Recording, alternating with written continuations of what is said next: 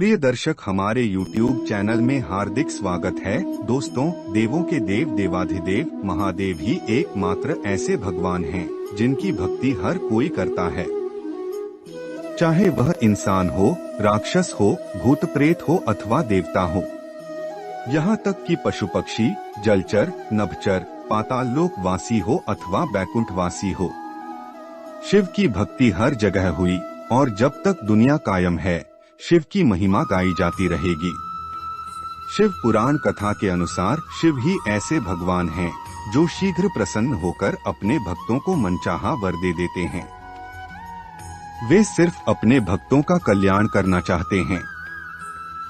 वे यह नहीं देखते कि उनकी भक्ति करने वाला इंसान है, राक्षस है, भूत प्रेत है या फिर किसी और योनि का जीव है। शिव को प्रसन्न करना सबसे आसान है। शिवलिंग की महिमा बताते हुए कहा कि शिवलिंग में मात्र जल चढ़ाकर या बेलपत्र अर्पित करके भी शिव को प्रसन्न किया जा सकता है। इसके लिए किसी विशेष पूजन विधि की आवश्यकता नहीं है। एक कथा के अनुसार वृत्तासुर के आतंक से देवता भयभीत थे। वृत्तासुर को श्राप था कि वह शिव पुत्र के हाथों ही मारा जाएगा। इसलिए पार्वती के साथ शिवजी का विवाह कराने के लिए सभी देवता चिंतित थे, क्योंकि भगवान शिव समाधिस्थ थे और जब तक समाधि से उठ नहीं जाते विवाह कैसे होता। देवताओं ने विचार करके रति व कामदेव से शिव की समाधि भंग करने का निवेदन किया।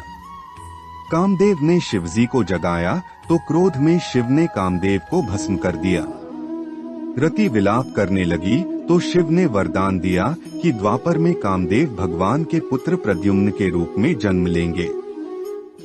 भगवान शिव को अगर आप चावल के मात्र 4 दाने भी भाव से अर्पित करें तो वे प्रसन्न होकर वरदान देते हैं। भोलेनाथ को एक कलश शीतल जलधारा भी प्रसन्न कर देती है।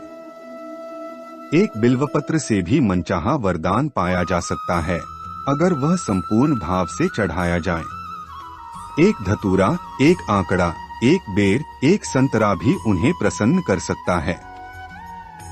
दूध, दही, शक्कर, घी, शहद और गन्न का रस भी श्रद्धानुसार अर्पित कर शिव से मनचाहा वरदान पाया जा सकता है। और इस टोटके से आप अपने पूरे किस्मत बदल सकते हैं।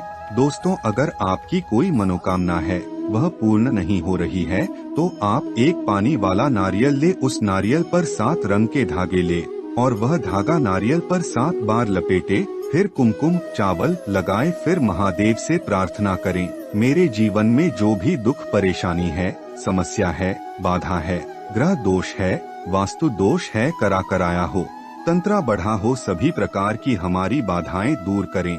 इसलिए मैं यह प्रयोग कर रहा हूँ। इस ब्रह्मांड में जो 5 तत्व है वह इस प्रयोग के साथी है। इनके समक्ष दिन में यह प्रयोग कर रहा हूँ। फिर इसके बाद 7 बार अपने सर से नारियल घुमाएं और 3 तिराहे पर छोड़ दें, फिर पीछे मुड़ के ना देखे। इसी तरह 7 सोमवार लगातार करें। यह टोटका दोस्तों आपकी किस्मत नसीब बदल देगा, चमका देगा। यह देखने में बहुत छोटा प्रयोग लेकिन यह बहुत उच्च कोटि का प्रयोग है।